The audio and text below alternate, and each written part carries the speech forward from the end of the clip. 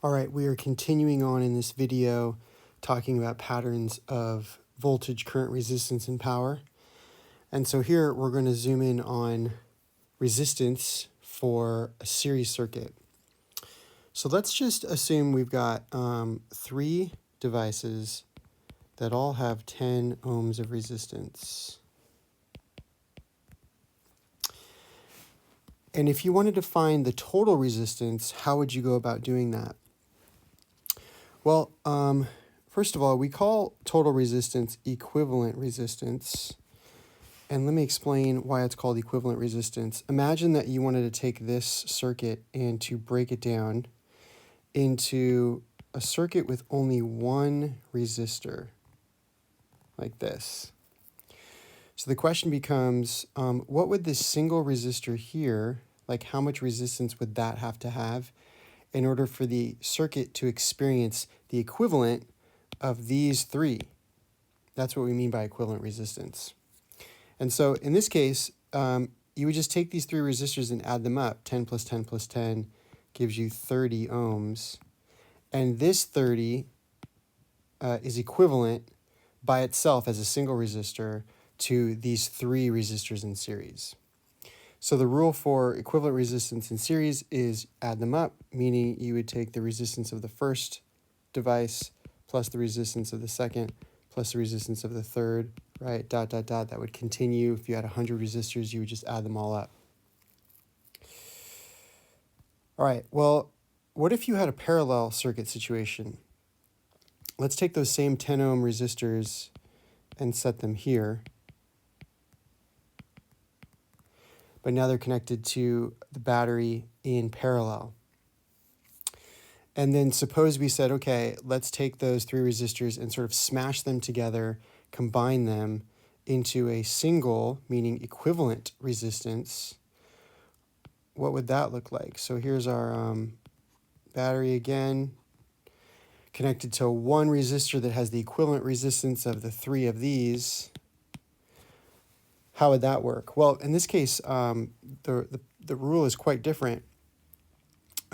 We add up their reciprocals instead, and we set it equal to the reciprocal of the equivalent, like this.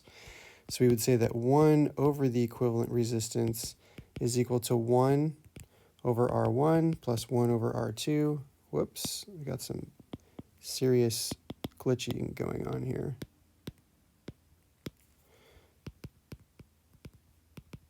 One over R3, etc. Right? So that would work like this.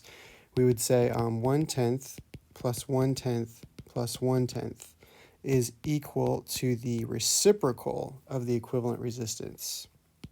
Well, that's going to be 3/10.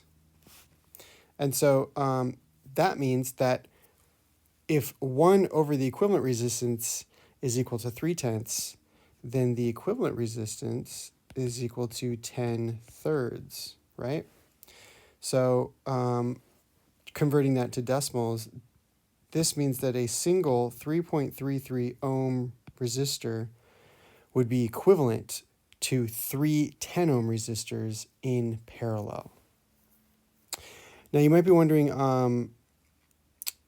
why does that work that way? Like, for example, notice that this single resistor here actually has less resistance than any of these individual resistors, right? So why is the equivalent resistance less than the individual resistors by themselves? And so you can think of it this way. As you add more resistors in parallel, so right, what if I added a fourth resistor out here or a fifth resistor out here?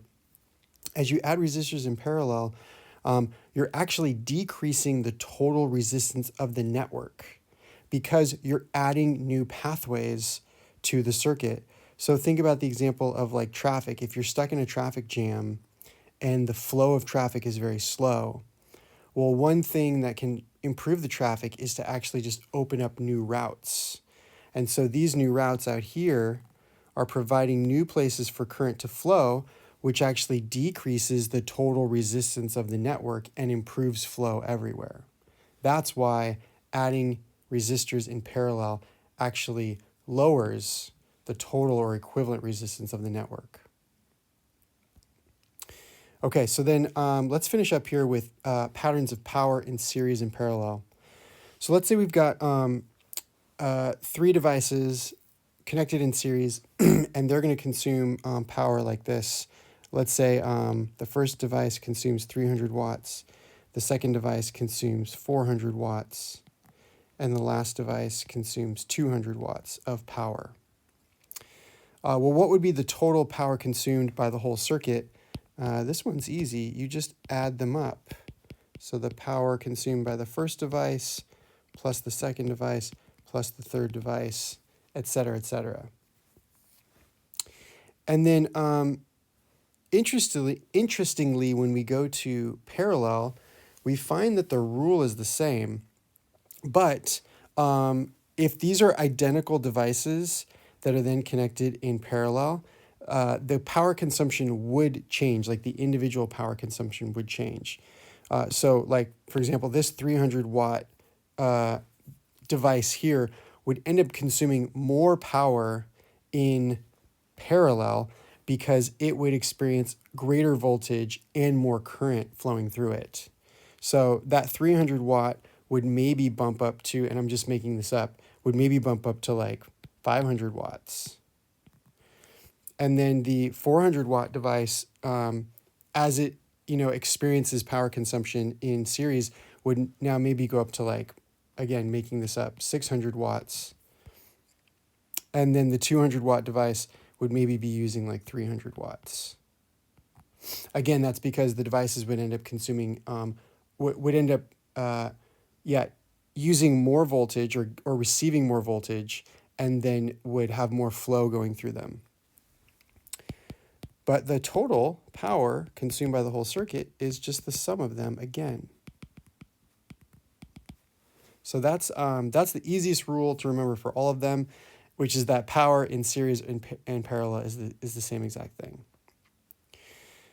All right, so that's been patterns of power and resistance and current and voltage in both series and parallel circuits.